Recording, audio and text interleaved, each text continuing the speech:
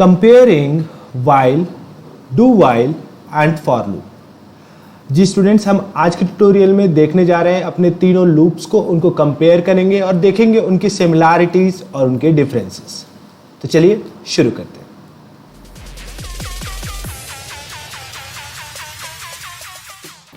Hello everyone, welcome to Programming Perception. I'm Amit Kumar and this is the 24th tutorial of our video series BlueJ for 10th. और आज के tutorial में हम लोग अपने तीनों लूप्स को while, do while and for loop को कंपेयर करने जा रहे हैं, उनकी सिमिलैरिटीज और उनके डिफरेंसेस को देखने जा रहे हैं। मगर उससे पहले अगर आप चैनल पे पहली बार आए हैं और अब तक आपने सब्सक्राइब नहीं किया है तो सब्सक्राइब जरूर करें, बेल आइकन पे क्लिक जरूर करें ताकि आप तक नोटिफिकेशन समय से पहुंचे। मेरे वीडियोस अगर आपको पसंद आते हैं तो उन्हें लाइक और शेयर जरूर करें और वीडियोस के बारे में कमेंट बॉक्स में जरूर लिखें कि आपको ये वीडियोस कैसे लगे। तो चलिए शुरू करते हैं आज का वीडियो ट्यूटोरियल और बात करते हैं अपने तीनों लूप्स की। अगर हम तीनों लूप्स की बात करें वाइल, डू वाइल और फॉर लूप की, तो हम उनको आपस में डिफरेंशिएट कर सकते हैं। अगर मैं सिमिलैरिटीज की बात करूं तो तीनों में कुछ कॉमन सिमिलैरिटीज जैसे हैं, वो है लूप काउंटर के बारे में, कि तीनों केसेस में लूप काउंटर होते हैं, राइट। यानी आपके वाइल, डू वाइल और फॉर तीनों में आपका लूप काउंटर होता है। लूप काउंटर को इनिशियलाइज किया जाता है, लूप काउंटर को इंक्रीमेंट किया जाता है, लूप काउंटर के साथ कंडीशन चेक किया जाता है। यानी तीनों काम लूप काउंटर के साथ होते हैं और वो तीनों लूप के साथ होते हैं, ठीक है। और इन लूप काउंटर की वैल्यूज यानी उसका इनिशियलाइजेशन, उसकी कंडीशन और अपडेशन ये तय करता है कि वाइल, डू वाइल और फॉर लूप कितनी बार इटरेट होगा या उनके स्टेटमेंट्स कितनी बार रिपीट होंगे। आई होप यू गॉट इट। अब हम इनके बेसिक डिफरेंसेस को देखने के लिए क्राइटेरिया समझते हैं। तो मैंने 4 क्राइटेरियाज में इनकी डिफरेंसेस को समझाने की कोशिश की है। जैसे कि अगर हम बात करें तो कंट्रोल, एग्जीक्यूशन, मिनिमम इटरेशन और सिंटैक्स, इन 4 क्राइटेरिया पर हम इन तीनों को कंपेयर कर सकते हैं। अगर हम कंट्रोल की बात करें तो वाइल लूप की बात करूं तो वो एंट्री कंट्रोल्ड है, डू वाइल की बात करें तो वो एग्जिट कंट्रोल्ड है, एंड फॉर लूप की बात करें तो वो एक एंट्री कंट्रोल लूप है। अब हम एंट्री कंट्रोल और एग्जिट कंट्रोल से क्या समझते हैं? एंट्री कंट्रोल और एग्जिट कंट्रोल से मतलब ये है कि लूप का एग्जीक्यूशन होगा या नहीं, ये बात कब डिसाइड होगी। तो एंट्री कंट्रोल का मतलब है कि लूप का एग्जीक्यूशन होगा या नहीं, या लूप अब रिपीट करेगा या नहीं, ये एंट्री टाइम पर डिसाइड होगा। और एग्जिट कंट्रोल का मतलब ये है कि लूप दोबारा इटरेट होगा या नहीं, ये एग्जिट टाइम पे डिसाइड होगा। सो वाइल, डू वाइल और फॉर में सिर्फ डू वाइल ऐसा है जो एग्जिट कंट्रोल लूप है। इसकी वजह से एक डिफरेंस और क्रिएट होता है जो हम आगे देखेंगे। एग्जीक्यूशन की अगर हम बात करें, अगर हम while loop, do while loop और फॉर लूप की बात करें तो फॉर के बारे में कहा जाता है कि it is used in those situations where we are knowing already in advance at how many times we want to iterate. तो जब हमको ऑलरेडी एडवांस में पता हो कि हमको कितनी बार रिपीट करना है, कितनी बार इटरेट करना है, तो हम फॉर लूप को यूज करते हैं, अदरवाइज हम वाइल लूप को यूज करते हैं। अब इसमें बच्चे मेरे साथ कई बार पूछते भी हैं कि सर हम तो फॉर लूप को तब भी यूज करते हैं जब हमको पता भी नहीं होता कि कितनी बार इटरेट करना है। एक्चुअली इस स्टेटमेंट का मतलब ये है कि जब आपको ऑलरेडी एडवांस में मालूम हो कि इनिशियलाइज कहां से करना है, कंडीशन क्या देना है और अपडेशन क्या करना है, तो आप फॉर लूप यूज कर सकते हो, क्योंकि एक सिंगल लाइन में आप ये तीनों चीजें करते हो। मगर वाइल लूप और डू वाइल लूप में ये तीनों अलग अलग जगहों पर होता है। तो हो सकता है कि इनिशियलाइजेशन का काम आप यूजर से कर रहे हो या अपडेशन का काम आप यूजर से कर रहे हो। I think you got me. जब हमको ऑलरेडी इन एडवांस मालूम हो तो आप फॉर लूप को यूज करते हैं, अदरवाइज वाइल लूप तब तक एग्जीक्यूट होता है जब तक इन दोनों केस में आप कह सकते हैं नोन लूप और नोन लूप। मैं यहां पे लिख रहा हूं नोन लूप। इसको आप एक्सपैंड करके कैसे लिख सकते हैं? Where we are already knowing in advance about the iteration of the loop, and unknown loop, okay, where we are not knowing in advance, okay, these two are unknown, so don't get confused। कोई इसमें ये नहीं सोचेगा कि known और unknown loop में से मतलब ये है कि नोन लूप मतलब फॉर लूप को हम जानते हैं और डू वाइल और वाइल को नहीं जानते। कहने का मतलब ये है कि जब हम जानते हैं कि कितनी बार हमको इटरेट करना है, नंबर ऑफ इटरेशंस हमको एडवांस में मालूम हो, तो हम फॉर लूप को यूज करते हैं। बेसिकली सबसे बेस्ट लूप मेरे हिसाब से तो प्रोग्रामर के लिए यही होगा। मिनिमम इटरेशन की बात करें तो किसी भी लूप का मिनिमम इटरेशन क्या है? तो बच्चे बोलते हैं सर मिनिमम इटरेशन क्या होगा? मिनिमम इटरेशन 0 होगा, दैट इज लूप एग्जीक्यूट ही नहीं होगा। तो एक्चुअली डू वाइल के साथ ऐसा नहीं है। डू वाइल का मिनिमम इटरेशन 1 है, बाकी सारे लूप्स का मिनिमम मतलब बाकी दोनों लूप्स का मिनिमम इटरेशन 0 है, मगर डू वाइल का मिनिमम इटरेशन 1 है। कहने का मतलब है कि कंडीशन ट्रू हो या फॉल्स, डू वाइल एटलीस्ट एक बार एग्जीक्यूट करता है। ठीक है, अब इसको बच्चे कई बार दूसरे सेंस में ले जाते हैं। बच्चे इसको ले जाते हैं कि डेट मीन्स सर अगर मैं एक लूप वाइल और डू वाइल के साथ अगर मतलब एक लूप बना रहा हूँ वाइल के साथ और एक लूप बना रहा हूँ डू वाइल के साथ, तो डू वाइल लूप एक एक्स्ट्रा टाइम एग्जीक्यूट होगा। सो ऐसा मेरा कहने का मतलब ये नहीं है, नहीं ऐसा कतई नहीं है मेरे कहने का मतलब। मैं ये कह रहा हूं कि वाइल लूप एंट्री कंट्रोल्ड है, तो वो एग्जीक्यूट करेगा कि नहीं ये डिसाइड हो जाएगा at the time of entry, that means loop के अंदर जब एंटर कर रहे होंगे। मगर डू वाइल एग्जिट कंट्रोल्ड है, that means do while loop का स्टेटमेंट एक बार कंप्लीटली एग्जीक्यूट होने के बाद ही चेक होगा कि दोबारा एग्जीक्यूट होना है कि नहीं। यानी अगर कंडीशन फॉल्स भी हुआ तो एटलीस्ट वो एक बार एग्जीक्यूट करेगा। इन कुछ बातों को मैं प्रैक्टिकली अभी आपको दिखाऊंगा एक प्रोग्राम के साथ। और आखिरी डिफरेंस जो है वो उनके सिंटेक्स का है। तो डेफिनेटली सिंटेक्स का डिफरेंस तो मैं प्रोग्राम के साथ ही आपको वहां पे दिखा सकता हूं, और साथ साथ में मिनिमम इटरेशन की भी बात आपको एडवांस मतलब बात आपको वहां पे समझाता हूं। तो चलिए अपने ब्लूजे को ओपन करते हैं। तो just wait for a while.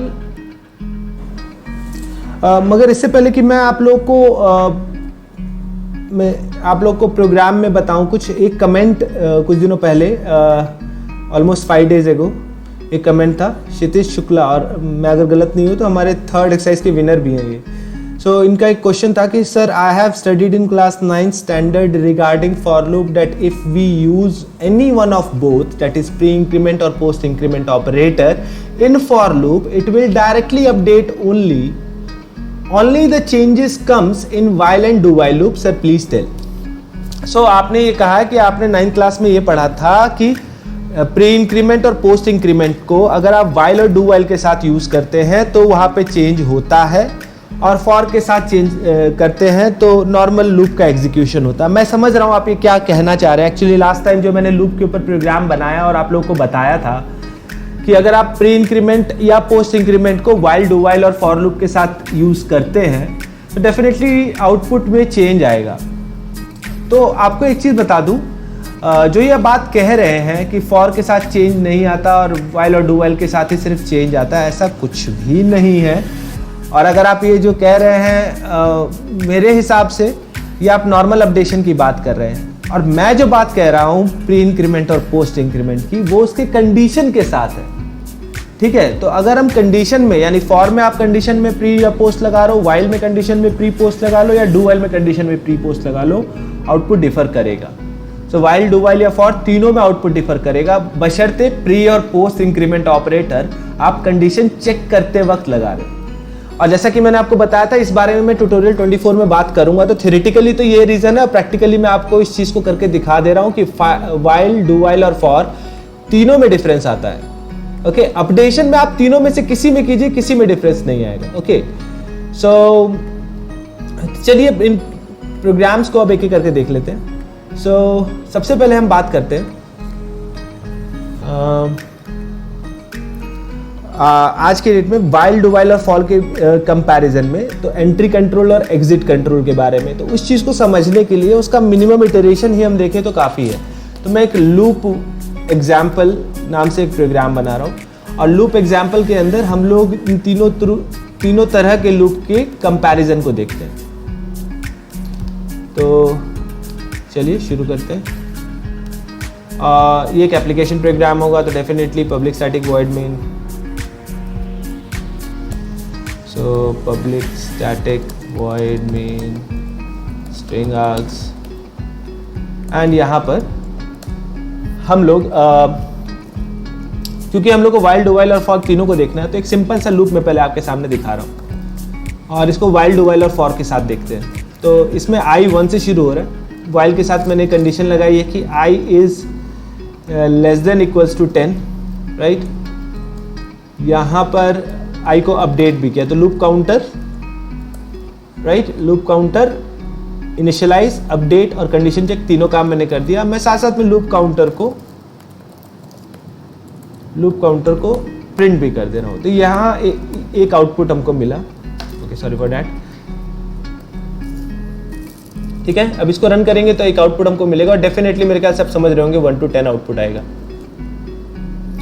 Okay, सो अब इस प्रोग्राम को कन्वर्ट करना हो, क्योंकि एग्जाम में ना आपको इस तरह का एक क्वेश्चन पक्का आता है कन्वर्जन बेस की, एक फॉर्म में लूप होता है, आपको उसको दूसरे फॉर्म में करना होता है। तो मैं अगर इसको फॉर लूप से करना चाहता हूँ या मैं डू वाइल लूप से करना चाहता हूँ तो मैं कैसे कर सकता हूँ? तो पहले मैं आपको डू वाइल लूप में बताता हूँ। तो इतने पार्ट को मैं कमेंट आउट कर दे रहा हूँ, पहले इसको कॉपी कर ले रहे हैं, ठीक है, और इतने पार्ट को मैं कमेंट आउट कर रहा हूँ क्योंकि हमने ये वाइल लूप के साथ कर लिया है। अब हम इसको कमेंट का हिस्सा बना दिए तो हमारा प्रोग्राम इसको इग्नोर करेगा या कंपाइलर इसको इग्नोर करेगा।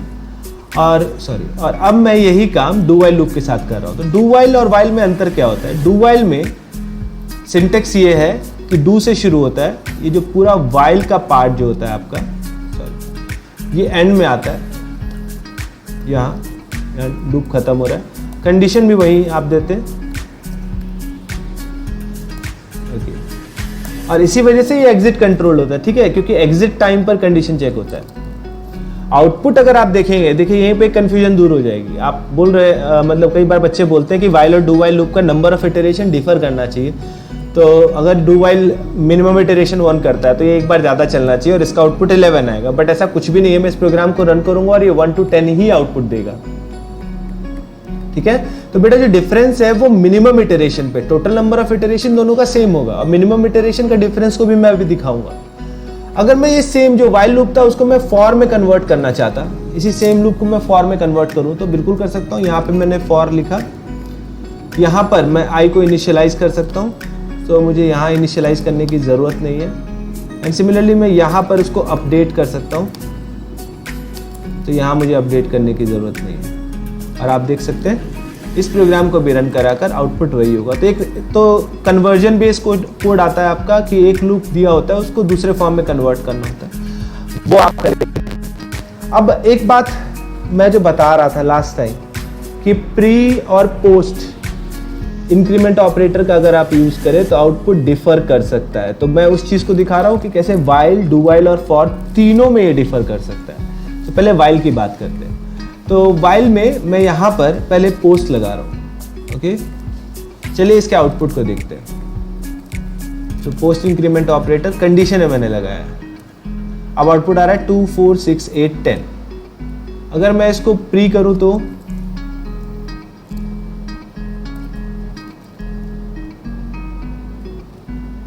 स्टार्टिंग का तो नहीं, बट देखते हैं क्या चेंज आता है।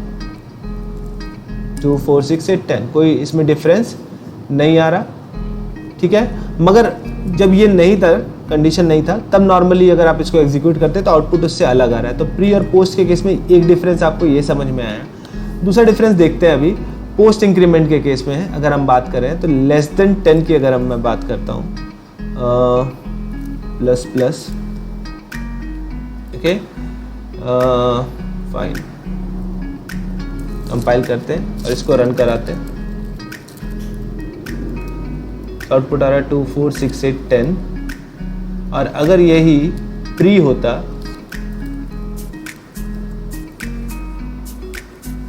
अब हम देखते हैं 2 4 6 8 आउटपुट डिफर कर रहा है। तो मैं यही कहना चाह रहा हूँ कि अगर प्री और पोस्ट की बात करें तो यहाँ पे आउटपुट डिफर करता है। अब आप बोलेंगे क्यों डिफर करता है, तो मैं उतना तो ड्राई रन इसमें नहीं कराऊंगा, पर मैं मान के चलता हूँ। चलिए स्टार्टिंग से शुरू करते हैं। तो शुरुआत में कैसे ये चलेगा वो बता दे रहा हूँ। आई की वैल्यू 1 है, यहाँ पर आएगा, प्री इंक्रीमेंट है तो पहले आई की वैल्यू इंक्रीज हो जाएगी, वो हो जाएगी 2, और 2 is less than 10 condition check होगा।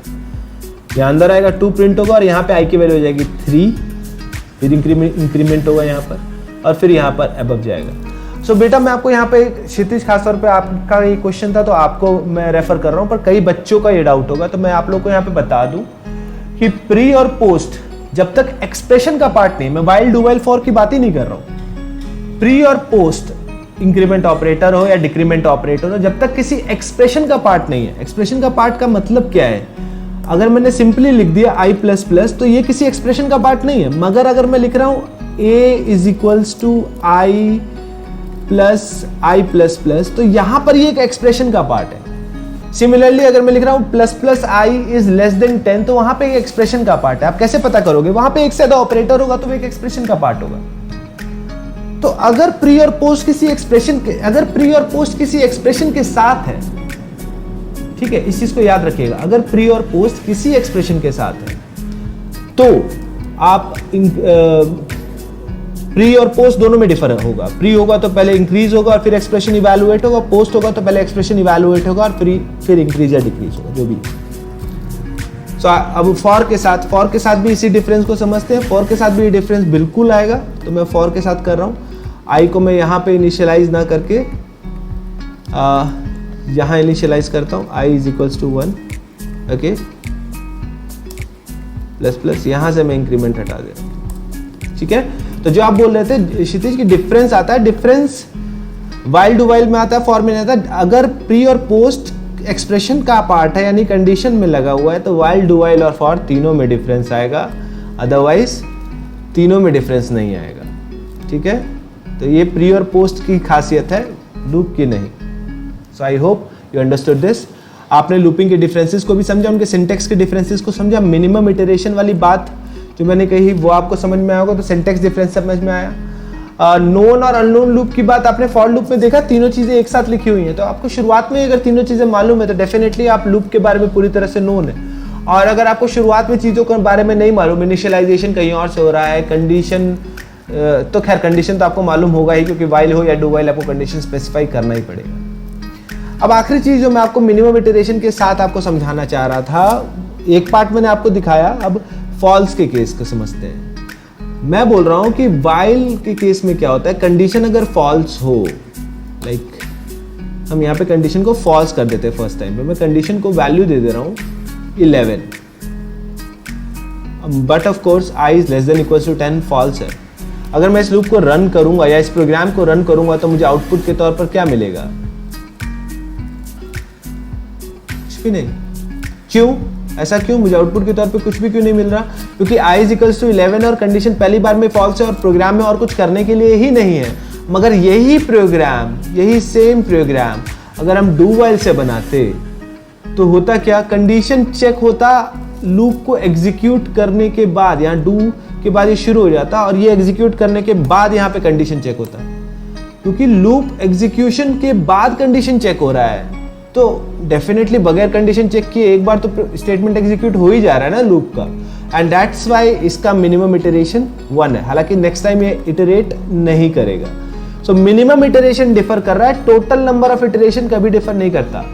सो अगर वाइल और डू वाइल लूप एग्जीक्यूट हो रहे हैं, ठीक है, तब टोटल नंबर ऑफ इटरेशंस कभी डिफर नहीं करेगा। आप लोग का इस बार का एक्सरसाइज 6 ये रहा, सॉरी एक्सरसाइज 7 ये रहा, आपके सामने है आपकी स्क्रीन पर।